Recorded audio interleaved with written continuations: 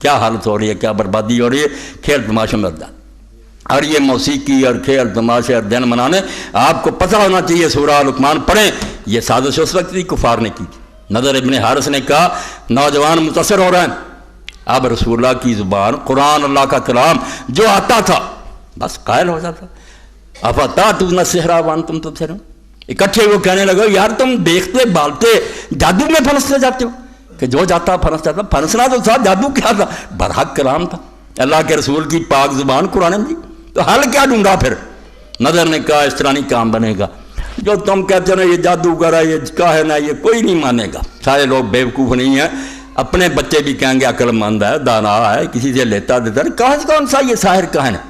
انہوں نے کہا تو پھر کیا کرے گا؟ اس نے کہا میں کر لوں۔ 2 لونڈیوں کو اس نے ساز بجانے سکھائے،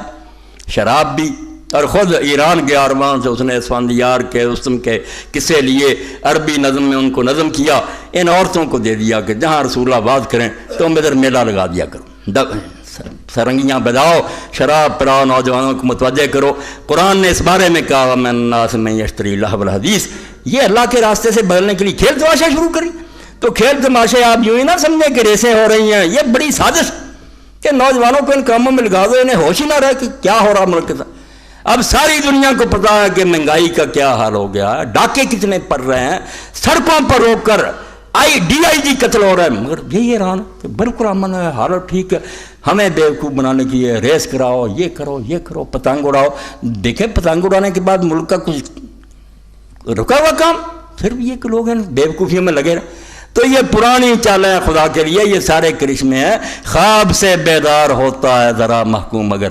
پھر سلا دیتی ہے اس کو حکمراں کی سائے۔ یہ ہے وہ 1400 سال کی داستان جو حسین اور یزید میں چھپی ہے۔ یہ 2 بندوں کا نام نہیں ہے، 2 نظاموں کا نام ہے کہ خدا حکومت کرے گا یا بندے آج سے راج شروع کریں، کرتے بندے ہی رہے ہیں، مگر امام حسین کی اس مہر کا صدقہ کہ مالک ابو حنیفہ نے بھی کہا کہ ٹھیک ہی ہے کہ کلمہ گو نہیں دیکھا جائے گا، اگر وہ حکمران فاسق فاجر ہوگا تو ہم اس کا گریبان پکڑ لیں گے اور تخت سے اتار کر اس کو پھینکیں گے۔ یہ نظیر، یہ سنت قائم رہ گئی۔ موقع ہے کہ اگر موقع آ گیا ہمارے سامنے مسئلہ تو ہے نا، اگر یہ مسئلہ نہ ہوتا تو 1400 سال میں ایک چھوٹے عالم نے نہیں، بڑے بڑے صاف لکھ دیا کہ مسلمان حاکم اگر کفر کا اعلان نہ کرے، وہ کہنا میں کافر ہو گیا، لوگوں کی بیٹیاں اٹھا لے، زنا کرے، شراب پیے، مار لوٹ لے، اس کے خلاف کوئی قدم نہیں اٹھایا جا سکتا، صرف واض نصیحت کر سکتے ہیں، اس کی مرضی نہ، یہ مور لگی، اور اس کا نتیجہ یہ ہوا کہ اسلام کا منہ کالا ہو گیا۔ حسین نے بتایا، علامہ جو صدر ایوب تھے انہوں نے اپنے زمانے میں کروکنگ کیا، یہ قدر معلوم ہوگی حسین کی، واقعہ سن لو۔ 126 اسکالر بلوائے، مسلمان بھی آئے، غیر مسلم بھی آئے، پڑھے لکھے، مصر شام کے، سعودیہ کے بھی تھے، پاکستان ہندوستان کے بھی۔ اب ایک مستشرقہ عورت تھی بہت پڑھی لکھی، یقین جانے ہمیں قرآن و حدیث کا اتنا علم نہیں جنا ان کافروں کو، بالکل ایک چیز اور کھنگال چھوڑی ہے، جو ابھی تک مخطوطے ہیں چھپی نہیں کی، وہ بھی انہوں نے پڑھی، لے گئے مسلمان ملکوں سے لوٹ کر۔ اسی لیے ہمارے جو پڑھنے جاتے ہیں ان کا وہ برین جو واش کر دیتے ہیں، وہ تبھی کہتے ہیں کہ ملا کیا کہتے ہیں، وہ بڑے بڑے عالم تھے، ہمیں سمجھا یہ بیچارے معذور ہیں، ان کو کچھ نہیں کہا جاتا، جن سے پڑھے ہیں نا انہوں نے سمجھا دیا ان کو کہ مسلمان مولویوں کے پاس کچھ نہیں۔ اب وہ مستشرقہ جو تھی اس نے اسلام کے نظام سیاست پر لیکچر دیا اور یہ کہا کہ اسلام کا جو نظام حکومت ہے نا یہ بہت اعلیٰ، ایسا نظام کہیں نہیں ملتا کہ خلیفہ ایسا ہو، رعایا کے ساتھ یہ ہو، سب کو بیان کیا، مگر آخر میں اس نے کہا کہ ایک خامی رہ گئی ہے، یہ خامی ہے جو حضرت معاویہ سے شروع جس کی میں بات کر رہا ہوں، اس کا اس نے حوالہ دیا، خراب بھی ہو گئی ہے کہ اگر حکمران ٹیڑھا چلے تو اس کے سامنے کوئی چیک نہیں ہے روکنے کا۔ اس نے حدیثیں پڑھی کہ حضور نے کہا اگر تیرا مار لے جائے اور تیری کمر پر وہ کوڑے مارے کچھ نہیں کرے، اور علماء کے فتوے پڑھے 4 اماموں کے، دوسروں کے، اس نے کہا سارے امام مت سر جھک گیا، سعودیہ جھک گیا، شام جھک گیا، مصر جھک گیا، سب جھک گیا، جواب ہی نہیں تھا کسی کے پاس۔ اس نے کہا اس کا حل مجھے بتاؤ کہ اس کی مہربانی ہے وہ ٹھیک چلتا رہے، اگر وہ غلط چلے کلمے کا انکار نہ کرو، بتاؤ دین میں اس کا کیا علاج ہے، اگر رعایا اٹھے گی اس کو ہٹانے کے لیے وہ تو اس کی ہو جائیں گے، یہ باغی ہو جائیں گے، جہنمی ہوں گے، خلیفے کو رعایت کوئی جواب نہیں آتا۔ تو اس وقت سید مودودی رحمۃ اللہ علیہ کو موقع ملا تو انہوں نے فرمایا کہ میری بہن نے جو کچھ کہا نا ٹھیک،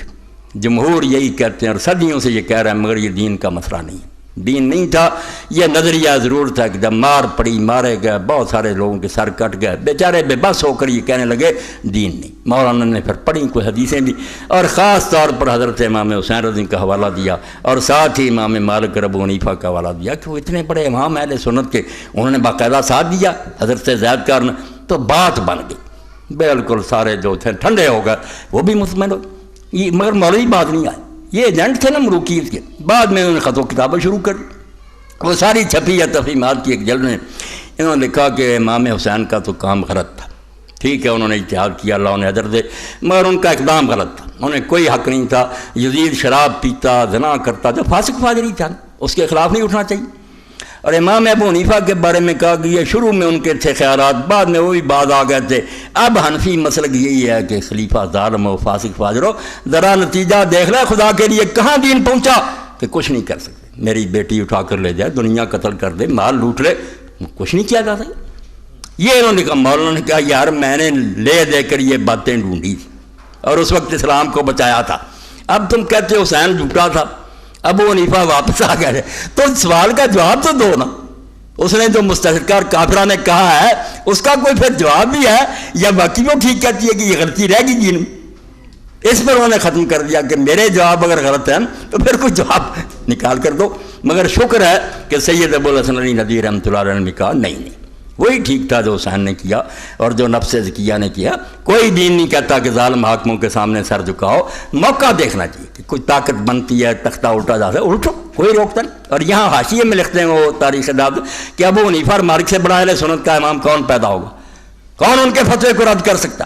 تو یہ ساری برکت آپ دیکھ لیں، آپ کربلا کو رو رہے ہیں کہ صرف یہ ہوا، سمجھنے کی کوشش نہیں کرتے کہ موڑ کیسا آیا جہاں حسین رضی اللہ عنہ کے احتجاجی رائے نے بچا لیا کہ میں سر کٹا دوں گا مگر یہ لکھ دوں گا کہ یہ کچھ ہو رہا ہے، یہ مسلمانوں کا کام ہے، کرتے رہیں، دین نہیں ہے، یہ اللہ رسول کا طریقہ نہیں ہے۔